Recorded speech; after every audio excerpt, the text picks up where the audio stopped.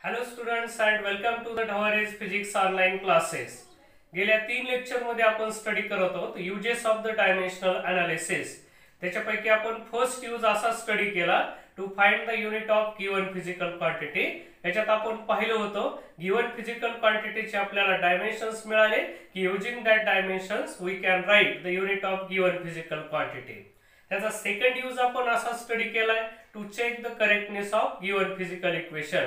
या यूजच्या अंडर आपण स्टडी केलं की तुम्हाला जर एखादं इक्वेशन गिवन असेल that given equation whether it is wrong or it is correct it can be checked by using the dimensions. Okay, मग आपण काय केलं, दोन्ही साइडचे डायमेन्शन सेम आले की त्यांना सांगितलं गिवन इक्वेशन इज डायमेन्शनली करेक्ट. त्यानंतर आपण कालच्या लेक्चरमध्ये लास्टचा यूज स्टडी केला म्हणजे थर्ड यूज स्टडी केला. त्याच्यामध्ये आपण पाहिलं to derive the relation between different physical quantities. आणि याच्यामध्ये आपण काय केले, वेगळ्या वेगळ्या क्वांटिटीज गिवन क्वांटिटी कुणावर डिपेंड आहे याच्यावर डिपेंड आपण डिफरंट रिलेशन्स तयार केल्या. म्हणजे काय, युजिंग डायमेन्शन्स आपण इक्वेशन्स तयार केले. जसं फोर्सचा असेल, एनर्जीचा असेल, असे वेगळे वेगळे इक्वेशन्स आपण काल तयार केले बेटा. ठीक आहे. नाव आजच्या या लेक्चरमध्ये आपल्याला डायमेन्शन्सचा लास्टचा यूज स्टडी करायचा आहे. तो म्हणजे कोणता, to find the conversion factor between unit of same quantity in two different systems of the unit. म्हणजे काय, तुम्हाला एकच क्वांटिटी कोणती तरी गिवन असेल, फॉर एक्झाम्पल फोर्स दिली, तर तुम्हाला बघायचंय फोर्सचं युनिट एसआय सिस्टीम मध्ये म्हणजेच एमकेएस सिस्टीम मध्ये काय असेल आणि सीजीएस मध्ये कन्वर्ट करायचंय तर ते काय असेल. मग हा कन्वर्जन फॅक्टर तुम्हाला फाइंड आउट करता येतो कुणाचा यूज करून, बाय युजिंग द डायमेन्शन्स. तुम्ही म्हणता सर हे आम्हाला कळना कन्वर्जन फॅक्टर काय असेल. सिंपल आहे बेटा, बघ काय करतोस तू, इमॅजिन कर. आपण जर असं कन्सिडर केलं लेंथ ही क्वांटिटी जर आपण इमॅजिन केली आणि तुला म्हटलं की एसआय सिस्टीम मध्ये युनिट सांग, तू काय सांगतो बेटा, unit of length is a metre असतंय. ठीक आहे, मान्य तुला हे एवढं माहिती आहे बिलकुल. तुला जर म्हटलं मी लेंथचं युनिट सीजीएस सिस्टीम मध्ये सांग, बेटा तू पटकन असं म्हणणार याचं युनिट काय असते sir, it is the centimetre. मग हे मीटर असेल आणि सेंटीमीटरचा आपण सीएम असं घेतो. समजा हे सेंटीमीटर किंवा सी लिहिलं तरी चालेल त्याला. ठीक आहे. मग आता तुला माहिती करून घ्यायचंय की 1 मीटर मध्ये किती सेंटीमीटर, तर काय लिहितो आपण 100 सेंटीमीटर असं लिहितो. या 100 लाच काय लिहिणार बेटा आपण 10 to the power 2 असं लिहितो.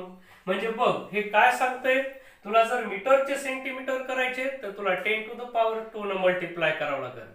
आणि इथं जी ही 10 च्या पॉवर मध्ये लिहिलं आपण यालाच आपण काय म्हणतो, कन्वर्जन फॅक्टर म्हणतो.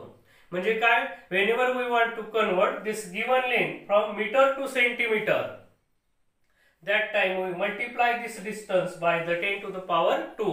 मग आपल्याला ते सेंटीमीटर मध्ये कन्वर्ट झालं. मग हे असं काढणं म्हणजे याला कन्वर्जन फॅक्टर. बेटा मासचा जर विचार केला तर तुला माहिती 1 किलोग्रॅम, किलोग्रॅम हे एसआय युनिट आहे. सीजीएस युनिट काय असते ग्रॅम, आणि तुला माहिती एका किलोग्रॅम मध्ये 1000 ग्रॅम असतात. ठीक आहे, म्हणजे तूच या 1000 ला काय लिहू शकतो बेटा 10 to the power 3 लिहू शकतो. मग हा आहे conversion factor between kilogram and gram. हा आहे conversion factor between metre and centimetre. तर असे आपल्याला फिजिक्स मध्ये अनेक फिजिकल क्वांटिटीज आहेत, त्यांचे सुद्धा कन्वर्जन फॅक्टर्स आपल्याला माहिती असणं गरजेचं आहे. मग हे कन्वर्जन फॅक्टर्स कसे काढता येतात, तर बाय युजिंग द डायमेन्शन्स आपण अतिशय इझिली काढू शकतो, लक्षात घ्यायचं. मग आता हा आजचा यूज तुला जर चांगला समजायचा असेल तर तुला ह्या दोन गोष्टी माहिती पाहिजेत. काय, 1 मीटरला तू कसं लिहू शकतो 10 to the power 2 centimetre and 1 kg can be written as 10 to the power 3 gram. Okay, आता तुला हे एवढा भाग लक्षात ठेवायचा आहे आणि आजच्या यूज कडे आपण चालला. बघ बेटा हे नोट करून ठेव, वही पेन घेऊन तू रेडी बसलेला आहेस, तर तू आता सध्याला नोट केलास 1 metre is equal to 10 to the power 2 centimetre आणि 1 kg is equal to 10 to the power 3 gram. एवढा आलं की आजचा यूज तुला अतिशय सोपा जाणार आहे बेटा. खूप चांगला आर्टिकल आहे आणि मी तुम्हाला त्याला आहे त्याच्यापेक्षा खूप भारी करून देणार आहे, लक्षात घ्यायचा. तर बघा आता तुम्ही नोट केलं, आजचा हा यूज तुम्हाला चांगला कळण्यासाठी तुम्हाला काय माहिती असणं गरज आहे, 1 मीटर मध्ये किती असतात 100 सेंटीमीटर. म्हणजेच 1 मीटरला आपण कसं लिहू शकतो 10 to the power 2 centimetre. Similarly 1 kilogram can be written as 10 to the power 3 gram. चला आता यूज कडे येऊ. काय म्हणतो use, to find the conversion factor between unit of a same quantity in two different systems of unit. बघा एकच quantity आणि तिचं युनिट आपल्याला फाइंड आउट करायचं कसा, 2 डिफरंट सिस्टीम मध्ये. फॉर एक्झाम्पल आपण बघू, तुम्हाला कधी कधी असं विचारतील, काय विचारतील, मी हे फर्स्ट एक्झाम्पल सांगायलाच तुम्हाला असं विचारू शकतात, काय, शो दॅट, काय विचारतील, हे 1 newton is equal to 10 to the power 5 dyne, असं सुद्धा विचारतील. बेटा हे न्यूटन आणि डाइन हे दोन्ही कुणाचे युनिट आहेत, फोर्सचे. तुला पटकन कळालं. मग न्यूटन आणि डाइन हे फोर्सचे युनिट आहे. Newton is a SI unit, dyne is a CGS unit. हे एसआय सिस्टीम मधलं युनिट आहे आणि हे कोणतं आहे, सीजीएस सिस्टीम मधलं युनिट आहे. ठीक आहे. मग तुला हे शो दॅट म्हणायचं म्हणजे तुला प्रूव्ह करायचंय एका न्यूटन मध्ये 10 टू द पॉवर 5 डाइन एवढे असते आणि हे प्रूव्ह करायचं काम आपलं डायमेन्शन करू शकतो. कसं, इकडे बघ बेटा, तुला हा क्वेश्चन दिला 1 newton is equal to 10 to the power 5 dyne prove करायचंय. मग आता आपण काय करू, आपल्याला माहित नाही असं समजू आणि आपण असं म्हणू, let 1 newton is equal to x dyne असे असतात म्हणून, आणि याला इक्वेशन फर्स्ट म्हणू कालच्या सारखं. ठीक आहे. आता तुझ्या डोळ्यासमोर आहे की आपलं इंटेन्शन काय आहे, 1 newton is equal to 10 to the power 5 dyne prove करायचंय. मग 10 टू द पॉवर 5 डाइनच्या ठिकाणी मी काय घेतलं, x आहे. मग आपलं main intention is that we want to find the value of this x. या x ची व्हॅल्यू फाइंड करणं हे आपलं मेन इंटेन्शन आहे. ओके, चला पुढे बघा. मग मी काय करतो आता, या न्यूटनच्या ठिकाणी फोर्सचे डायमेन्शन पुट करतो. बघा मी हे 2 बॉक्स केले. काय करायला बेटा तुला कळतंय का, बघ हे न्यूटनच्या ठिकाणी मी फोर्सचे डायमेन्शन आणि डाइनच्या ठिकाणी सुद्धा फोर्सचेच डायमेन्शन पुट करणार. का, कारण हे न्यूटन आणि dyne is a unit of a force. एक एसआय आहे, एक सीजीएस आहे. म्हणून तुला माहिती फोर्सचे डायमेन्शन्स काय असतात, L1 M1 T-2. इकडे सुद्धा मी तेच लिहिणार, L1 M1 T-2. बेटा ही पहिली सिस्टीम आहे, त्याला सफिक्स मी असे 1 1 1 लिहितो आणि याला सफिक्स असे हे 2 2 लिहित जातो. ठीक आहे. चला आता तुम्हाला कळालं हे सफिक्स का लिहिले, ही दुसरी सिस्टीम आहे आणि ही पहिली सिस्टीम आहे. ही फर्स्ट सफिक्स काय इंडिकेट करतंय, it indicates the SI system, आणि जिथं जिथं हे सेकंड असेल ते इंडिकेट करतंय द सीजीएस सिस्टीम. लक्षात ठेवायचे, मिनिंग सांगणं गरजेचं आहे. ठीक आहे. ते काय सांगायला, ते कुठलं युनिट आहे, एक एसआय मधलं आहे तर दुसरं सीजीएस मधलं आहे. ओके, चला बघा. मग आता आपण विचार करायचा, आता ही फर्स्ट सिस्टीम एसआय सिस्टीम आहे. मग बेटा आपण काय करणार, हे एल म्हणजे कोण आहे, लेंथ आहे. लेंथची पॉवर 1 आहे म्हणताय. मग आपल्याला माहिती in SI system unit of length is a metre असते. म्हणून मी कसं पुट करतोय बघा, ह्या लेंथच्या ठिकाणी मी मीटर घेतले, मीटरची पॉवर 1 इंटू हे मासच्या ठिकाणी एसआय सिस्टीम मध्ये किलोग्रॅम, त्याची पॉवर 1. इथल्या पॉवर द्यायलो मी, आणि टी म्हणजे कोण आहे, टाइम. टाइमचं युनिट असते सेकंद, त्याची power -2. It is equal to x will be as it is. बघ बेटा पहिल्या सिस्टीम मध्ये होतात लेंथचं मीटर घेतलं, मासचं किलोग्राम घेतलं, टाइमचं सेकंद. आता या दुसऱ्या सिस्टीम मध्ये येऊत बेटा, हा x जसा तसा झाला. L म्हणजे लेंथ आहे आणि तुला माहिती in CGS system unit of length is a centimetre. मग या लेंथच्या ठिकाणी तू काय पुट करशील बेटा, सेंटीमीटरची पॉवर 1. हे मासचं युनिट ग्रॅम असते, त्याची पॉवर 1, आणि टाइमचं सेकंद असते, त्याची पॉवर काय, -2. बघ बेटा हे लवकर हे दोन्ही साइडचे second to the power -2 cancel झाले. आपल्याला हा x फाइंड आउट करायचा आहे, तर मी असं लिहू शकतोय, हे x ह्या 2 टर्म्स मी याच्या भागाकारात आणतो. मासची पॉवर 1 इंटू केजी ची पॉवर 1 डिवायडेड बाय काय असेल, सेंटीमीटरची पॉवर 1 इंटू ग्रॅमची पॉवर 1 असे असेल. मग आता तू म्हणशील सर इथे सेकंद कॅन्सल झाले, तसं आता मी इथला जी कॅन्सल करू का, काही पण करायचं नाही बेटा. हे मॅथमॅटिक्स आपल्या घरचं बिलकुल नाही. मला सांग, हे मीटर आणि सेंटीमीटर कॅन्सल होतील का, नाहीत होणार. किलोग्रॅम आणि ग्रॅम कॅन्सल होतील का, नाहीत होणार. मग तुला काय करायचंय, तर तुला आधी ह्या मीटरचे सेंटीमीटर करायचे. तुला माहिती एका मीटर मध्ये किती असतात, 100 सेंटीमीटर. आताच ठरलंय आपलं, त्याला लिहायचं कसं, 10 टू द पॉवर 2. म्हणून मी काय करतो, 10 टू द पॉवर 2 सेंटीमीटर आले. ओके, मीटरच्या ठिकाणी 10 टू द पॉवर 2 सेंटीमीटर आणि त्याची पॉवर 1. तसंच ह्या किलोग्रामच्या ठिकाणी 10 टू द पॉवर 3 ग्रॅम करायचे, त्याची सुद्धा पॉवर 1 डिवायडेड बाय खाली हे सेंटीमीटरची पॉवर 1, ग्रॅमची पॉवर 1. काय झालं बेटा, इथं ह्या पॉवर 1 आहेत म्हणून काही फरक पडणार नाही. ह्या 2 आणि ह्या 3 10 टू द पॉवर इथं काय लिहिता येईल, 10 to the power 2 centimetre 10 to the power 3 gram divided by centimetre into gram. आता कॅन्सल झाले. बघ इथं कॅन्सल करायचं ट्राय करू नकोस बेटा, कारण मास आणि सेंटीमीटर कॅन्सल होत नाहीत. फक्त असं करू नकोस हे एम आणि हे एम कॅन्सल झालं, काही पण करायचं नाही. मग 10 टू द पॉवर किती शिल्लक राहिले, इथं 5 कॅन्सल राहिले. बेटा हे 10 टू द पॉवर 5 कुणाची व्हॅल्यू काढली आपण, x ची काढली. ठीक आहे, मग आता x ची व्हॅल्यू फाइंड करणं हे आपलं काम नव्हतं. आपल्याला काय करायचंय तर ही रिलेशन प्रूव्ह करायची, म्हणून मी राहिलेला भाग आता इथं लिहितो. काय करतो, ही जी x ची व्हॅल्यू ते हा इक्वेशन 1 मध्ये पुट करतो आणि इथं मी असं लिहिलोय का, इथं काय म्हणतो मी, सबस्टिट्यूटिंग.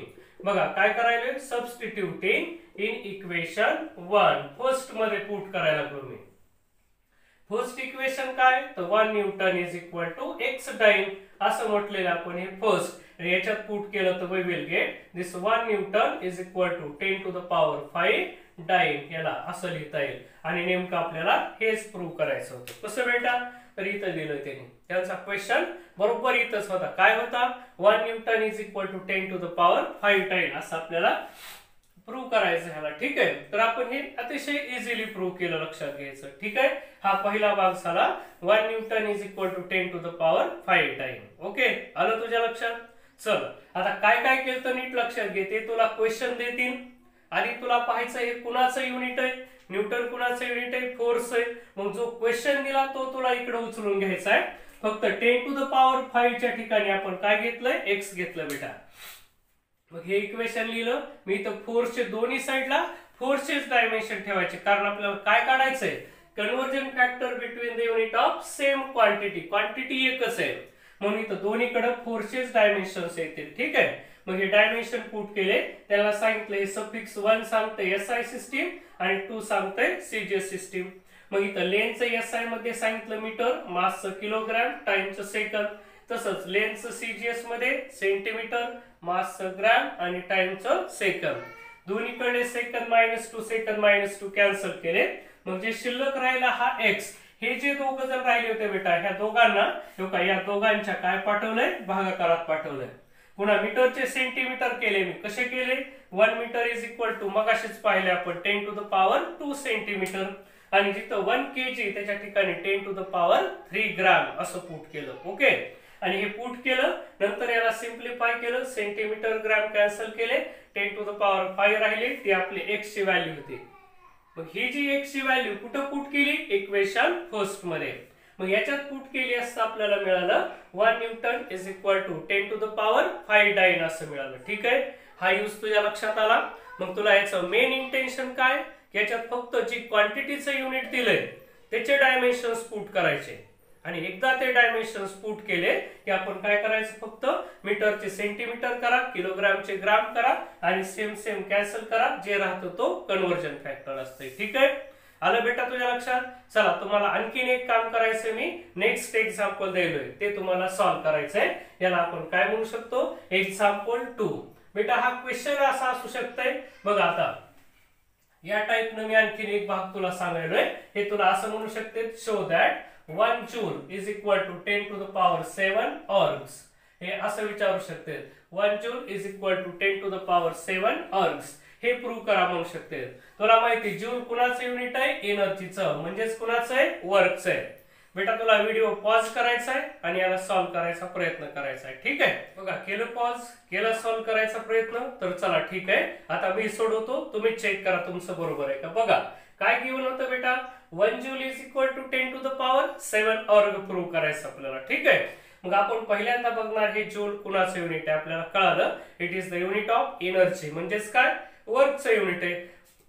मग आपण पहिल्यांदा आपली पहिली स्टेप अशी असेल, let 1 joule is equal to काय असेल, x अर्ग एवढे असतील. याला इक्वेशन फर्स्ट म्हणतो मी. ठीक आहे, चला मग मी पुन्हा आता प्रश्न, डायमेन्शन कुणाचे पुट करायचे. काय कळालं आपल्याला, joule is a unit of energy म्हणजेच काय, वर्क. म्हणून मी इथं वर्कचे डायमेन्शन्स पुट करतो. काय असतात, L2 m1 t-2 it is equal to x into पुन्हा तेच काय, L2 m1 t-2 असे असतील. आता याला ही पहिली सिस्टीम आहे म्हणून हे सफिक्स 1 1 लिहितो आणि याला मी हे असे 2 2 लिहून टाकावे या प्रत्येकाला. पुन्हा मग सारखंच ते काय काय सांगतंय, हे 1 इंडिकेट्स द SI सिस्टीम आणि हे इथं जे 2 लिहिलंय it indicates the CGS system. ठीक आहे बेटा, कळालं तुला आता ह्या दोन्हीचा मीनिंग काय ते. चला आता पुढची स्टेप काय, त्या क्वांटिटीचं युनिट पुट करायचं. इथं लेनची पॉवर 2 आहे बेटा. कोणती सिस्टीम आहे, एसआय.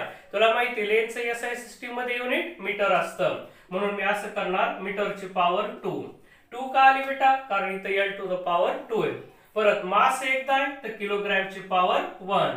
इथं टाइम -2 आहे तर काय असेल, सेकंडची पॉवर, मी असं पुट करतो, इंटू सेकंडची power -2. It is equal to X into, इकडे पण तेच काय लिहिता येईल, लेंथ म्हणजे सेंटीमीटरची पॉवर 2, ग्रॅमची पॉवर 2 आणि सेकंडची पॉवर -2 असं झालं. ठीक आहे. चला परत दोन्हीकडे टाइमचे युनिट नेहमी कॅन्सल होणार आहे. -2 cancel. So X is equal to metre square into किलोग्रॅमची power 1 divided by centimetre square into ग्रॅमची पॉवर 1 असेल. इथं या ग्रॅमची पॉवर किती, 1 असायला पाहिजे. ठीक आहे. चला पुन्हा एकदा काय करा, ह्या मीटरचे सेंटीमीटर कन्वर्ट करा. हे पहा मी इकडे काम करायलो. मीटर मध्ये काय असतात, 10 टू द पॉवर 2 सेंटीमीटर, म्हणून त्या मीटरला मी असं लिहितो 10 टू द पॉवर 2 सेंटीमीटर आणि त्याची पॉवर 2 बघा हे इथं लिही. आणि किलोग्रॅमला मी असं लिहितो 10 टू द पॉवर 3 ग्रॅम आणि त्याची पॉवर 1 आहे. होल डिवायडेड बाय खाली काय आले, सेंटीमीटरची पॉवर 2 आणि ग्रॅमची पॉवर 1. ह्याला सिम्प्लिफाय केलं बेटा, 10 टू द पॉवर 2 चा square 10 to the power 4 centimetre square into 10 to the power 3 gram whole divided by centimetre square into ग्रॅमची पॉवर 1. आता हे कॅन्सल झाले आणि काय शिल्लक राहिलं बेटा बघ, x is equal to 10 to the power 7.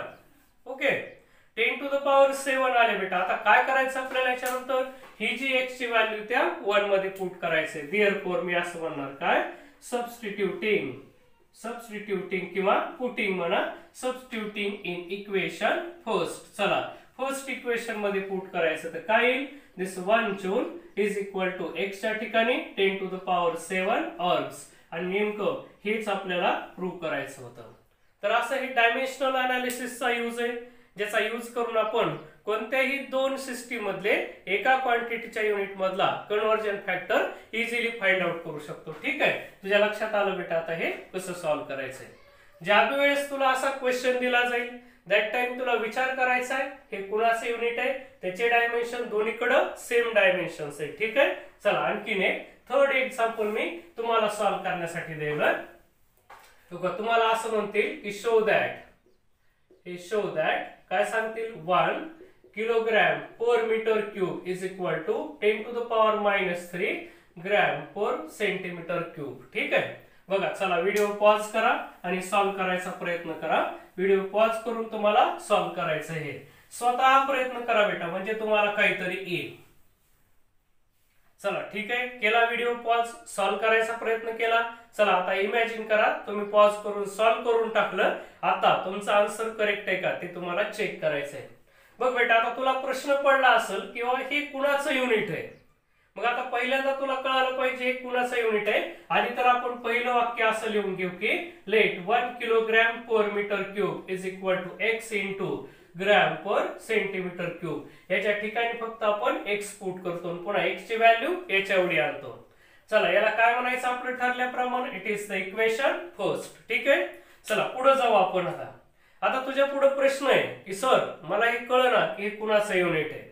हा जरी तुझ्या पुढे क्वेश्चन असला, एक तर ह्या युनिटचा प्रयत्न कर. किलोग्रॅम कुणाचं युनिट आहे, मासचं, आणि मीटर क्यूब कुणाचं आहे, व्हॉल्यूमचं. मास पर युनिट म्हणजे व्हॉल्यूम असतं, sorry mass per unit volume म्हणजे डेन्सिटी असते, म्हणजे हे डेन्सिटीचं युनिट आहे. जाऊ दे बेटा, हे सुद्धा तुला कळालं नाही की हे कुणाचं युनिट आहे, तरी सुद्धा तुझं काम आणणार नाही का. इथून फक्त विचार कर, किलोग्रॅम म्हणजे काय, मास, मासची पॉवर 1, आणि मीटर क्यूब म्हणजे काय असेल, लेंथ आहे, लेंथची पॉवर -3 घ्यावी लागेल. -3 का, कारण मीटर क्यूब आहे तो खाली आहे. याची प्रॅक्टिस आपण सुरुवातीला फार जोरात केलेली, म्हणून हे एल ची पॉवर काय येईल वरी -3. म्हणून बघा आता मी डायमेन्शन्स कसे पुट करतो. मी एकदा इथं लिहितो एल एम आणि हे टी, हे एक्स, परत तिकडं एल एम आणि टी. मी पॉवर कशा देतो असं इमॅजिन कर बेटा, तुला कळालंच नाही शेवटी हे कुणाचं युनिट आहे म्हणून. तर या युनिट वरून त्याला पॉवर देऊ शकतोस ते. एल म्हणजे बघ लेंथ इथं आली, मीटर क्यूब किती दाय, 3 दाय, कुठं आहे खाली, म्हणून त्याला मी -3 असं लिहितो. ओके. चला मास आहे काय याच्यात, मास किलोग्रॅम असते, किती दाय, एक दाय वर आहे म्हणजे 1, आणि टाइम म्हणजे याच्यात सेकंद आलेला नाही तर 0, आणि जे इकडे काम केलं तेच इकडे करायचं, L3 M1 T0. बेटा ही आपली पहिली सिस्टीम आहे म्हणून मी याला सफिक्स 1 1 लिहितो, आणि याला सगळे काय झाले 2 2 सफिक्स आले. ठीक आहे. चल आता काय लक्षात आलं तुझ्या, ही SI सिस्टीम आहे, हे CGS सिस्टीम आहे. तुला तसं मेन्शन करायचं ही कोणती, it is the SI system, and second indicates it is the हे CGS सिस्टीम आहे सेकंड. ठीक आहे. चल आता एवढा भाग तुझ्या लक्षात आला. पुढे पुन्हा तेच काम काय करायचं आपल्याला, याच्यानंतर इकडे SI सिस्टीम आहे ते SI युनिट पुट करायचे. बघा आता मी कसे युनिट पुट करतो, इथे करताना लेंथचं युनिट असते मीटर, त्याची पॉवर आहे -3. ओके. चला याचं मासचं युनिट आहे किलोग्रॅम, त्याची पॉवर आहे 1. टाइमचं युनिट असते सेकंद, त्याची पॉवर आहे 0. It is equal to x, तसंच लेंथचं सेंटीमीटर, त्याची पॉवर आहे -3. मासचं काय ग्रॅम, त्याची पॉवर आहे 1, आणि टाइमचं सेकंद, त्याची पॉवर 0 झाली. पुन्हा दोन्हीकडले टाइमचे युनिट मी कॅन्सल करून टाकतो. बघ बेटा इथं कोण आहे, तो मीटर आहे, म्हणजे मला x इज इक्वल टू असं मिळालं, मीटरची पॉवर -3, किलोग्रॅमची पॉवर 1 अपॉन सेंटीमीटरची पॉवर -3, ग्रॅमची पॉवर 1. आता हे जे उलट दिसतं आपल्याला, आता ह्या मीटरचे मी सेंटीमीटर करतो आधी. कसे करायचं बेटा, x इज इक्वल टू, बघशील हे मीटर म्हणजे काय होतं, 10 टू द पॉवर 2 सेंटीमीटर, म्हणून मीटरच्या ठिकाणी मी असं लिहिलं 10 टू द पॉवर 2 सेंटीमीटर, आणि याची पॉवर -3 इंटू, बघशील किती तर किलोग्रॅम आहे, किलोग्रॅम मध्ये किती ग्रॅम आहे, 10 टू द पॉवर 3 ग्रॅम आहे, म्हणून मी किलोग्रॅमला असं लिहिलं 10 टू द पॉवर 3 ग्रॅम, आणि त्याची पॉवर किती होती 1, डिवायडेड बाय परत इथं सेंटीमीटरची पॉवर -3 इंटू ग्रॅमची पॉवर 1 अशी आली. ठीक आहे. चला आता ह्या पॉवर सिम्प्लिफाय करतो. बघा 3 ने 2 ला मल्टिप्लाय करा, 10 टू द पॉवर -6, आणि सेंटीमीटरला काय आलं, सेंटीमीटर -3, हे 10 टू द पॉवर 3 ग्रॅम, हे होल डिवायडेड बाय सेंटीमीटर -3 आणि ग्रॅम 1 असेल. बघा हे -3 cancel, gram gram cancel, x is equal to 10 to the power -3 असं आलं. आता पुढच्या स्टेपला काय करायचं आपल्याला, ही जी x ची व्हॅल्यू ती 1 मध्ये पुट करायची, म्हणून पुन्हा मी असं म्हणतो इथं काय, सबस्टिट्यूटिंग. बघा कुठं सबस्टिट्यूट करायचंय, इन 1 मध्ये पुट केलं तर ते असं आहे 1 kilogram per metre cube, it is equal to 10 to the power -3 gram per centimetre cube, आणि हे आपल्याला प्रूव्ह करायचं होतं, त्याला हेन्स प्रूफ असं म्हणू शकता तुम्ही. ठीक आहे. मग तुम्हाला कळालं बेटा, युजिंग डायमेन्शन्स की आपण कन्वर्जन फॅक्टर बिटवीन काय unit of same quantity in 2 different system कसा काढायचा, 10 टू द पॉवर मध्ये आपण हा कन्वर्जन फॅक्टर फाइंड आउट करू शकतो. ओके. मग तुम्हाला हा थर्ड यूज लक्षात आलाय. आता मी इथं आणखीन एक यूज देतोय, बट तो तुमच्या होमवर्क साठी असेल बेटा. ठीक आहे. म्हणून करा एक note.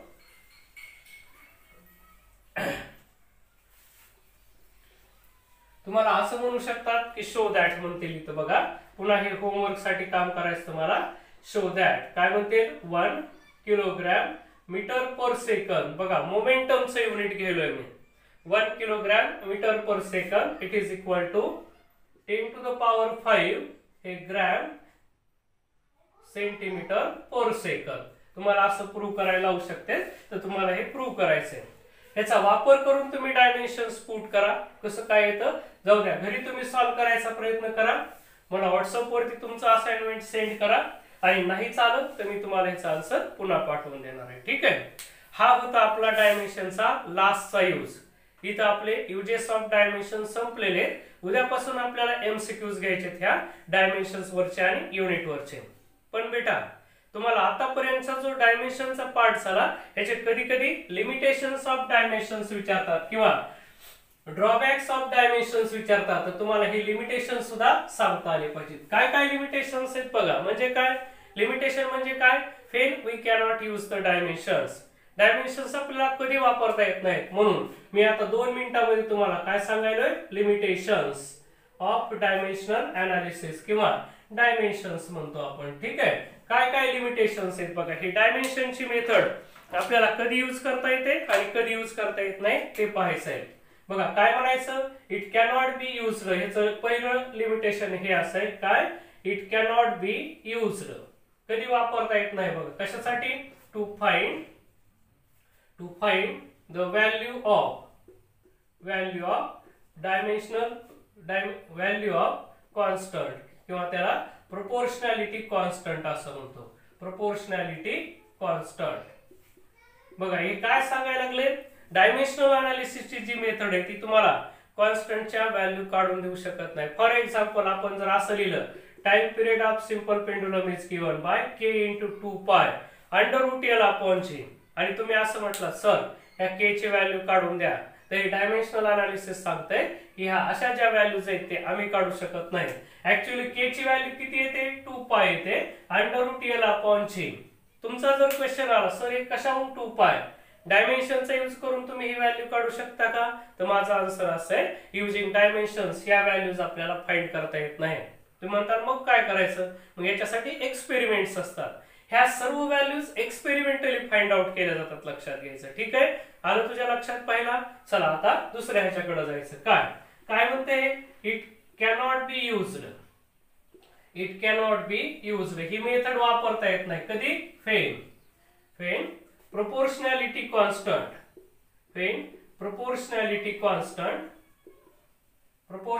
constant is not dimensionless.